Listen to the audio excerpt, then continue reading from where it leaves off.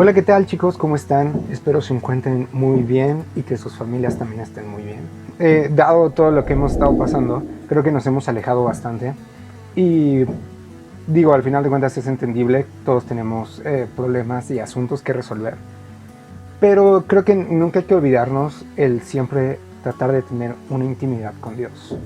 Sí, pues bueno, algo que a mí me ha dado vueltas por la cabeza y que desde hace poco más de año y medio hemos estado trabajando es empezar a querer hacer las cosas diferente. ¿Sí? Y el hacer las cosas diferente es realmente marcar la vida de las personas. Creo que estamos a buen tiempo y empecemos a hacer un cambio en nuestra vida. Y pues pensando en la palabra clave, ser diferente, ¿cuál es el proceso para ser diferente? Dentro de todas estas cosas, hay una imagen en Facebook, un meme que dice, ¿quién quiere cambiar, no? ¿Quién quiere ver un cambio? Y todo el mundo levanta la mano. Y luego preguntan, ¿y quién está dispuesto a cambiar? Y todo el mundo con su cara hacia abajo. Y justamente es esa parte, ¿sí? Porque nadie está realmente dispuesto a comprometerse consigo mismo, ya ni siquiera con alguien más o con la iglesia si ustedes quieren, sino comprometerte contigo para empezar a ser diferente, para actuar diferente. Hemos escuchado las prédicas en la iglesia siempre de que el gran mandamiento es amarás a tu prójimo como a ti mismo, ¿sí? Y muchas veces no alcanzamos a entender la magnitud de esa palabra, ¿sí? Porque así como tú te procuras, así como tú buscas estar bien, así como tú te alimentas, así mismo debes de procurar a tu prójimo, a tu amigo, a la persona que tienes al lado. Entonces es como, siempre marcamos como nuestra distancia de, si tú por allá, yo por acá, y todo bien, ¿va? Una de las cosas que nos estorba es que siempre terminamos juzgando a los demás, ¿sí?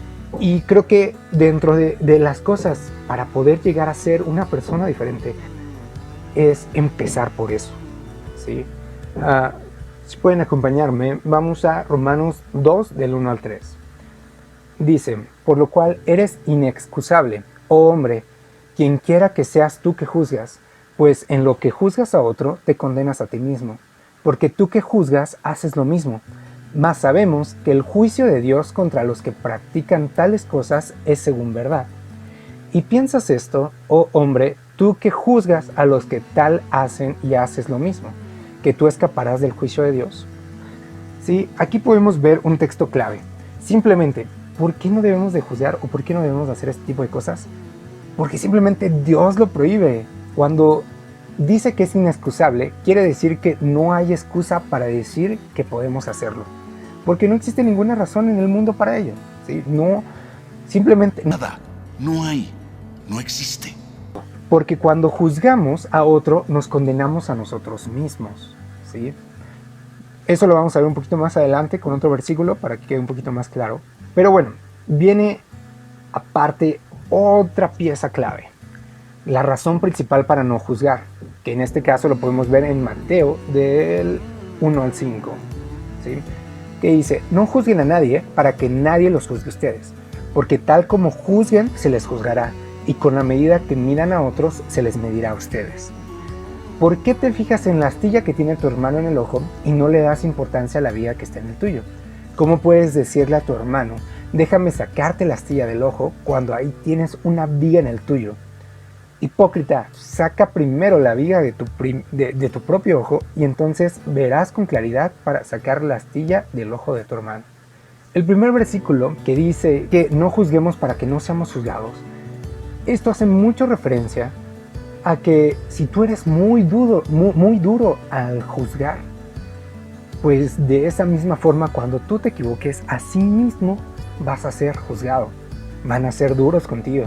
Y evidentemente a continuación donde dice, porque con la medida con que midamos seremos medidos. Pero bueno, hay una razón todavía aún más poderosa. Cuando estamos juzgando, solo somos capaces de ver la paja en el ojo ajeno y no vemos la viga que está en nuestro propio ojo.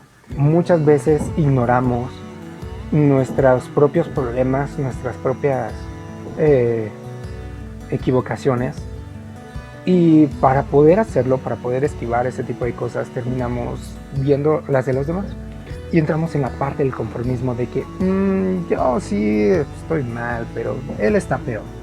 Porque él está haciendo esto, y esto. Hay una frase que me gusta mucho que dice: Dios no se espanta por tu pecado. Dios no se espanta por tu equivocación. ¿Sí? ¿Y a qué se refiere esto? Dios es el inicio de todo. Y Dios estaba desde antes que la humanidad estuviera aquí. ¿Sí? Entonces, a lo largo de todo el transcurso de la tierra en general, pues Dios ha visto un buen de cosas, ¿sí? Dentro de guerras, nosotros sabemos cuánta porquería hay en el mundo y muchas otras que creo que no nos gustaría ni saber. Después de tanta porquería que ha existido en el mundo, ¿tú crees que realmente tu pecado le va a espantar a Dios? ¿Sí? O sea, ¿tú crees que llegas con Dios y le dices: Dios, robé un chicle, ¿no? Y te va a decir: no, pecador, estás mal. Y así, y evidentemente sí estás mal, ¿no? Pero no lo va a hacer de esa forma, ¿sabes? Jesús nos dejó un ejemplo genial respecto a este tema. Que ni aún él, siendo Dios, en la tierra juzgó a la mujer adúltera, ¿sí? Que no es algo tan sencillo, ¿sí? En Juan 8, 10 al 11 dice: enderezándose Jesús y no viendo a nadie sino a la mujer, le dijo: mujer, ¿dónde están los que te acusan? ¿Ninguno te condenó? Ella dijo: ninguno, Señor. Entonces Jesús le dijo: ni yo te condeno, vete y no peques más. ¿Sí? ¿En qué momento dice que Jesús la vio feo? ¿En qué momento dice que Jesús empezó a hablar a sus espaldas? Que Jesús empezó a decir: no, es que eso que estás haciendo mal, te vas a ir al infierno, pecador, no sé. Sabemos que Dios es un Dios de amor y perdón, y nos ha amado tanto que envió a su Hijo a morir en la cruz por nuestros pecados. Él no nos acusa cuando nos llama, al contrario, ofrece perdonarnos. En lugar de juzgarnos, dio su vida por nosotros. ¿Sí? Entonces, si Dios no se sorprende de mi pecado y Jesús tampoco me condena, solamente me dice: ok, ya lo hiciste, pero no lo vuelvas a hacer, que es algo muy puntual, ya no peques. ¿Sí? Si ellos, si Dios, que es Dios, y Jesús, que es Jesús, no me están juzgando y no me están poniendo una cara fea, ¿por qué alguien más tendría que hacerlo? ¿O por qué tú tienes que hacerlo? Entonces, es lo que siempre hay que tener en cuenta y siempre hay que tenerlo en la cabeza. ¿Qué derecho entonces tenemos nosotros para juzgar a otros si ni Cristo, siendo puro y perfecto, lo hizo? Si queremos empezar una transformación en nuestra vida, creo que debemos de empezar por este punto. Recuerda que tú también puedes caer en ese mismo pecado, simplemente con las relaciones tóxicas, ¿saben? Tú le estás dando un consejo a tu amiga de que no, es que cómo puedes regresar con él, etcétera, no sé, lo que tú quieras, ¿no? Pero cuando tú te enfrentas a esa situación, tú también terminas haciéndolo y tú también terminas regresando con tu ex, ¿no? Como tú puedes decirle no lo hagas cuando tú lo estás haciendo, ¿sí? Es algo completamente ilógico. Este es el tema que quería hablar con ustedes. Si quieren que hablemos acerca de un tema que les interese, de temas relevantes para ustedes, sugerencia, alguna duda, algo que queramos tocar, con gusto lo podemos hacer, lo podemos platicar, podemos tomar algunas ideas, etc. Y hacerlo. Ya les había comentado, una relación de cualquier tipo se basa mucho en la confianza. Y créanme que aquí entre nosotros tienen toda la confianza del mundo. Y siéntanse libres de ser quien realmente son. Una de las razones por las cuales le habíamos puesto inclusión al grupo fue justamente eso, o sea, dejar de separar, ¿no?